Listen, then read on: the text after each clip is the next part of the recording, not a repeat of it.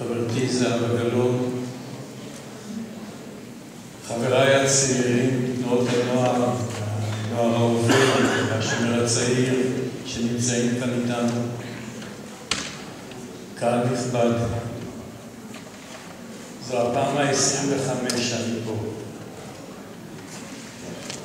ב-25 שנים של מאבק להכרה ברצח העם הארמני אינם שנים של מה בכך. אני עומד לפניכם כאן גאה ובוש ונכלם. אני גאה שאני שייך לעם היהודי שהוליד מקרבו בין השאר אנשים שלאורך הדרך היו פתוחים להבנת רצח העם הארמני וקורבנותיו, החל באנשי נילי, שרה אהרונסון ובלקינד, שתיארו בצורה מרגשת ומזעזעת את המראות שהם עצמם היו עדים להם אז, והשגריר היהודי האמריקאי הנרי מורגנטאו שדיווח לעולם על הרצח הנורא הזה, ואחר כך פרנץ ורפל, הסופר היהודי האוסטרי, שב-1930 זעזע את העולם ב-40 הימים של מוסדיו,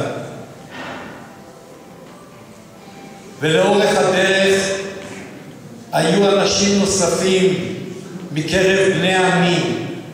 שגילו הבנה, אמפתיה לטרגדיה של העם הארמני. ואני בוש ונכלם שדווקא לאחר השואה הנוראה שפקדה את עמנו לא מצאה ההנהגה שלנו את אומץ הלב והיושר המוסרי המינימלי כדי להתגבר על מה שנקרא אינטרסנטיות צרת אופקים ולהכיר ברצח העם הארמני. אינטרסים יש תמיד, ואינטרסים צריך לכבד עד גבול מסוים, עד הגבול שאומר לך לא, את הגבול הזה אתה לא יכול לעבור כי זה דבר בלתי מוסרי, בלתי אפשרי. מה אנחנו כיהודים אמרנו למדינות שונות באירופה, בעולם,